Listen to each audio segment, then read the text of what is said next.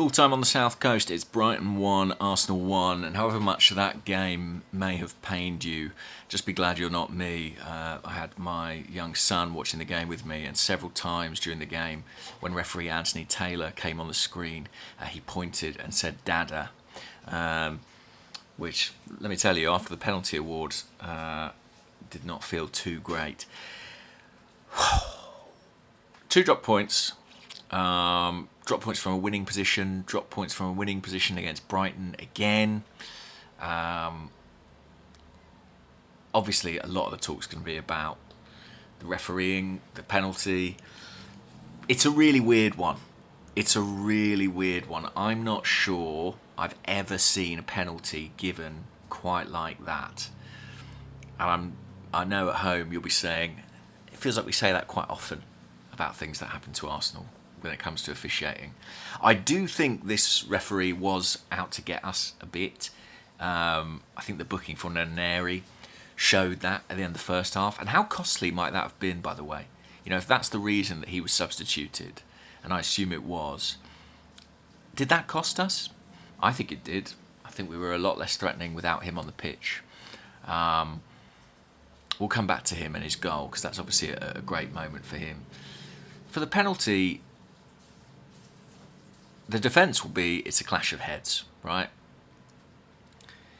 I suppose the thing is, if I was playing devil's advocate, I'd say, if you hang a leg out and you accidentally contact the opponent, it's a penalty, right?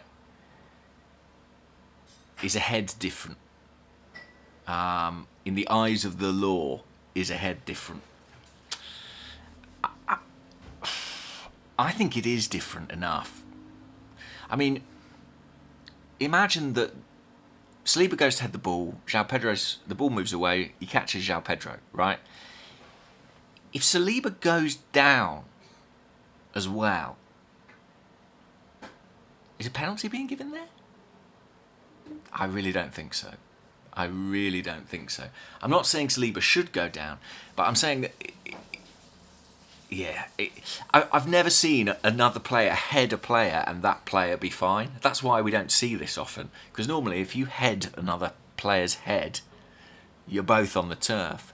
Saliba is obviously made of iron or something. He was left standing upright.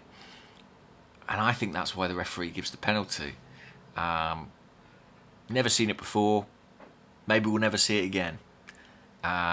As I say, I felt there was a bit of a tone about this referee where he was after Arsenal a bit. You know, certainly around the time-wasting issue.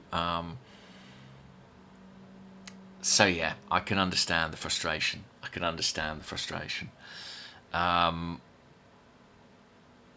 All that said, I don't think this was a very good performance. Certainly not in the second half. We didn't create anything of note. Declan Rice put in some lovely set-piece deliveries, but that was it in open play. You know, we started with a midfield of Rice, Marino and Jorginho, and, you know, you worried, was there enough creativity there? I think with Ranieri on the pitch, there was. I think once he went off, we were lacking something. No Kai Havertz to call on today. We definitely missed that. Odegaard came on. I think he's been ill, and you could see it. I mean, he was way short of his best. No right back, injury in Timber, which meant no Partey in midfield. There are lots of reasons, but can't help but feel that in some respects this game is a perfect encapsulation of our season, right? A bit hard done by when it comes to the referees, but also not quite good enough in attack. And people will say, well, we've got to make signings. And I understand that. And definitely this is a team that could do with, I think, 3 attacking signings. I think we need a centre forward. I think we need a wide player. I think we need a creative midfielder. I think we need all of those. I think we'd be a better squad with all of those. Maybe the emergence from Ranieri slightly complicates the creative midfielder one, I don't know. But the others, I don't think there's any argument. Do I think they're going to happen? I don't know.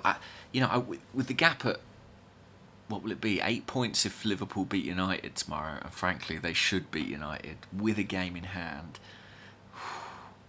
That's some lead. You know, I wonder if the club may feel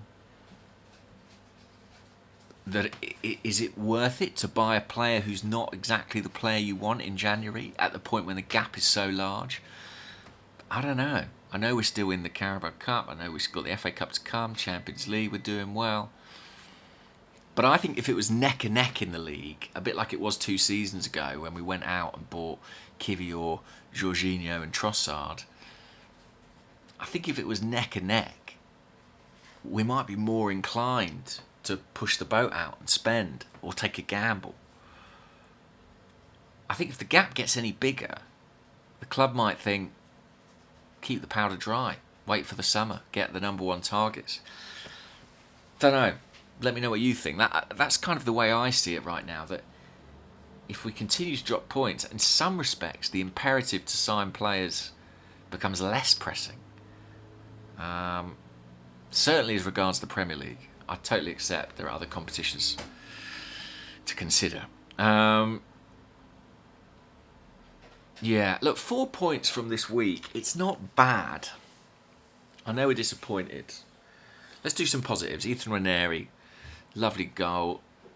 I think there are many 17-year-olds I've ever seen play who, when they receive the ball in that position, are head down, gunning straight for the goal. I always felt like the Brighton defenders thought he's probably going to look to square it. But no, he's a killer when he's in that position. And, great moment for him. What a prospect we've got on our hands. In him and Miles Lewis-Skelly, we've saved the club £60 million, at least.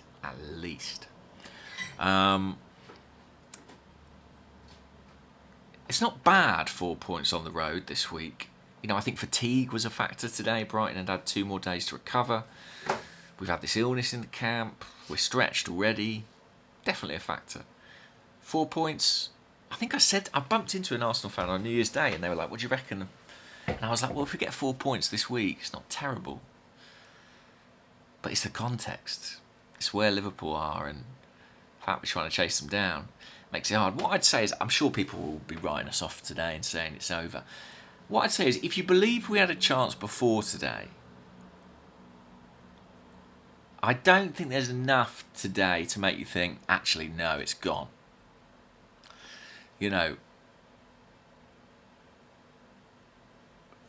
Dropping 4 points from 6 against Brighton, very hard to win this league and do that. They're kind of the Fulham of this year. But it's not a total catastrophe. Like, if you thought we could still win the league this morning, then you believe there's a significant Liverpool stumble coming. And what I'd say is, if that stumble does come, a bad spell, maybe a few injuries hit, then that 2 points is not enough to put us out of it. It might be enough to stop us winning it, but it's not enough to put us out of it. There's still something to play for in the Premier League, that's for sure. And with a game in hand, they haven't got those points on the board yet. They don't look like they're dropping many, but there you go. I think that's sort of all there is to say on this one, really. Yeah, I'll leave it there. Interested to hear your thoughts as always. I'm going to watch a film now, think about something else. Alright guys, take care, bye bye.